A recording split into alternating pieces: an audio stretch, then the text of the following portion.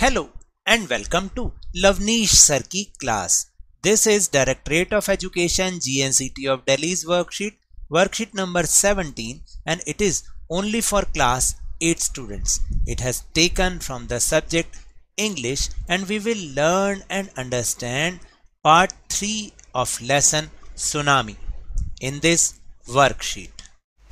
और as you all know कि हम इसी लेसन को पिछली कुछ वर्कशीट से समझने की कोशिश कर रहे हैं, और आज भी हम कुछ एक्सरसाइज करेंगे जो कि इसी लेसन पर बेस्ड हैं, जैसे कि हमने लास्ट वर्कशीट में किया था।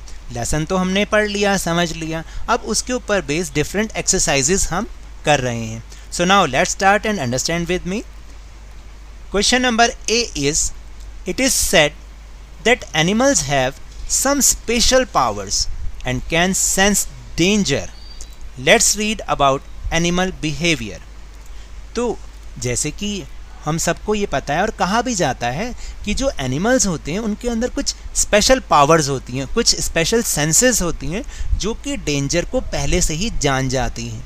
तो आज हम इसी के बारे में, एनिमल्स के जो बिहेवियर के बारे में कुछ बातों को समझेंगे। तो जो फर्स्ट है वो है animals become restless before earthquakes.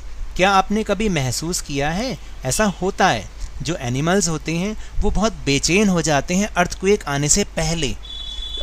सारा जो है जो चिड़ियाएँ जो हैं वो चहकने लग जाती हैं, और बहुत सारे जो जैसे बहुत सारे पक्षी होते हैं वो उड़ने लग जाते हैं, इधर से उधर भागने लग जाते हैं, क्योंकि उन्हें शायद पहले से इस बात का एहसास हो जाता है।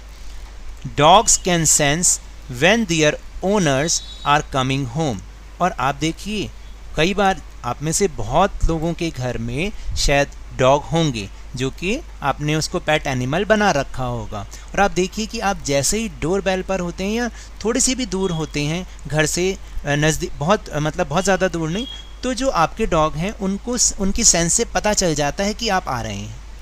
तो ये उनके अंदर एक अलग से सेंस होती है। Birds fly thousands of kilometres to migrate. और पक्षी जो है उड़ने लग जाते हैं हज़ारों किलोमीटर दूर, वहाँ उस स्थान को छोड़कर वो चले जाते हैं। तो ये कहीं ना कहीं उनके अंदर कुछ स्पेशल पावर्स होती हैं, कुछ स्पेशल सेंसेस होती हैं जो कि आने वाले डेंजर को पहले से ही जान जाती हैं। The tsunami killed 1,50,000 people but only a few animals died. तो आपने एक बात नोटिस की होगी कि ये जब सुनामी आया 2004 में, तो उसमें लगभग 1,50,000 पीपल मर गए, लेकिन जो एनिमल्स थे वो बहुत थोड़े से ही मरे। In part 3 of this lesson you will read how animals saved themself. और इस पार्ट 3 में, लेसन के इस पार्ट 3 में आप ये समझेंगे कि एनिमल्स अपने आप को किस तरीके से बचाते हैं। Part 3, page number 29 of honey due book. अब हम पेज नंबर 29 में से दिए गए एक पैराग्राफ को समझेंगे। Before the giant waves slammed into the coast in India and Sri Lanka, wild and domestic animals seemed to know what was about to happen. जैसे ही बहुत बड़ी बहुत विशाल लहरें इंडिया और श्रीलंका के तट से, कोस्ट का मतलब होता है किनारा, समुद्र का किनारा, वहाँ पर टकराने लगीं, वाइल्ड एंड डोमेस्टिक एनिमल्स, जो जंगली जानवर थे और जो घरेलू पालतू जानवर थे, उनको ये पता चल गया कि अब क्या होने वाला है। तो देखिए, उन्हें तो कोई नहीं बताता ना कि सुनामी आ रहा है या भूकंप आ रहा है, उन्हें कोई नहीं बताता, लेकिन उनकी सेंसेस से उन्हें पता चल जाता है। They fled to safety. फिर वो उस जगह के लिए उड़ना उन्होंने शुरू कर दिया जहाँ पर उनको सुरक्षा मिल सकती थी, सेफ्टी मिल सकती थी। According to eye witness accounts, elephants screamed and ran for higher ground.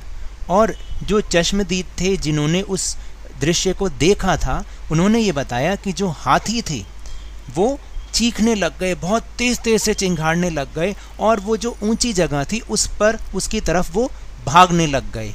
तो क्योंकि आप जानते हैं कि जो केरला वगैरह, ये जो तट वाला इलाका है, यहाँ पर हाथी बहुत ज़्यादा है, इसलिए dogs refuse to go outdoors. जो डॉग्स थे, उन्होंने पालतू जो डॉग्स थे, उन्होंने घर से बाहर जाने के लिए मना कर दिया। अगर उनको खींच भी रहे थे तो they refused. Flamingos abandon their low lying breeding areas. जो फ्लैमिंगोज होते हैं, जिसे हम सारस वगैरह बोलते हैं, उन्होंने क्या किया कि जो अपने जहाँ पर वो ब्रीडिंग एरिया, जो निचला इलाका था, उनको वो छोड़ कर कहीं दूर चले गए। एंड जू animal rushed into their shelters. और जो जू एनिमल्स थे वो अपने घरों के अंदर, जो उनके शेल्टर बनाए होते हैं, उसके अंदर वो चले गए। And could not be enticed to come back out. और बाहर आने के लिए वो किसी भी तरीके से राजी नहीं थे। एंटाइज का मतलब होता है जैसे ललचाना, कोई चीज़ हमें ललचाती है। तो जानवर तो ज़्यादातर बाहर ही रहते हैं, उन्हें बाहर ही रहना पसंद है, लेकिन जब ऐसा हुआ तो वो बाहर आने के लिए बिल्कुल भी तैयार नहीं थे। Many people believe that animals possesses a sixth sense and know when the earth is going to shake। और बहुत सारे लोग ये विश्वास करते हैं कि ये जो एनिमल्स होते हैं, इनके पास एक सिक्स्थ सेंस होती है, जो कि ये उनको बताती है कि ये उनको पहले से ही बता देती है कि जब वो अर्थ शेक करने लगती है। And know when the earth is going to shake. और जैसे ही अर्थ शेक करने लगती है तो ये सिक्स्थ सेंस उन्हें बता देती है। Some experts believe that animals' more acute hearing helps them to hear or feel the earth's vibration। और बहुत सारे जो एक्सपर्ट हैं वो ये भी बताते हैं कि एनिमल्स की जो सुनने की जो शक्ति होती है, बिल्कुल ठीक ठीक सुनने की शक्ति, वो उन्हें हेल्प करती है। वो उन्हें पहले ही सुना देती है या फील करा देती है अर्थ की वाइब्रेशन को। यानी अर्थ जब वाइब्रेशन करती है तो उससे पहले ही उनको वो पता चल जाता है। They can sense an approaching disaster long before humans realise what's going on.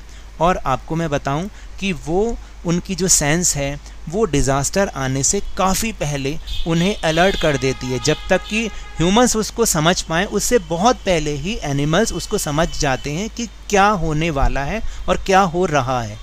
We can not be sure whether animals have a sixth sense और नॉट।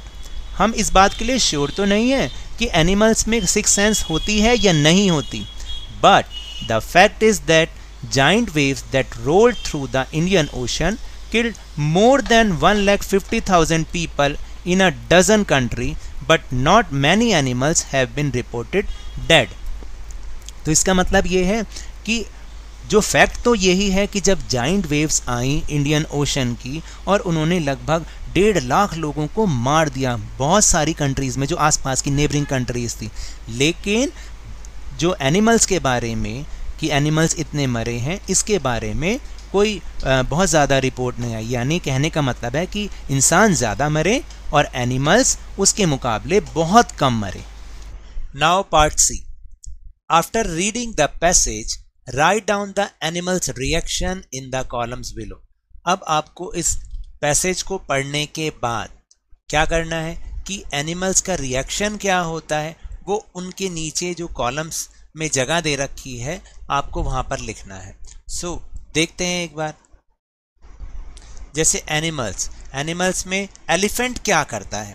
एलिफेंट क्या करता है? स्क्रीम्ड करने लग जाता है, यानी चिंघाड़ने लग जाता है जैसे ही उसको वाइब्रेशन फील होती है। डॉग क्या करते हैं? डॉग को भी पता चल जाता है, तो they refuse to go outdoors, यानी वो घर से बाहर जाने से मना कर देते हैं, रिफ्यूज कर देते हैं बाहर निकलने से।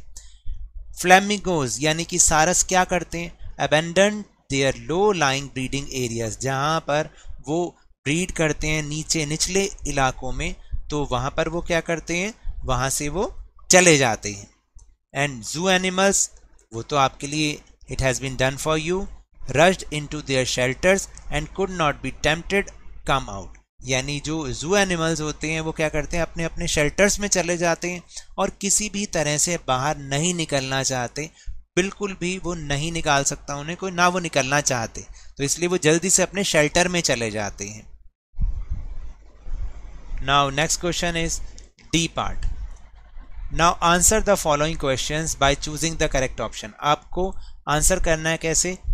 करेक्ट ऑप्शन को चूज करके।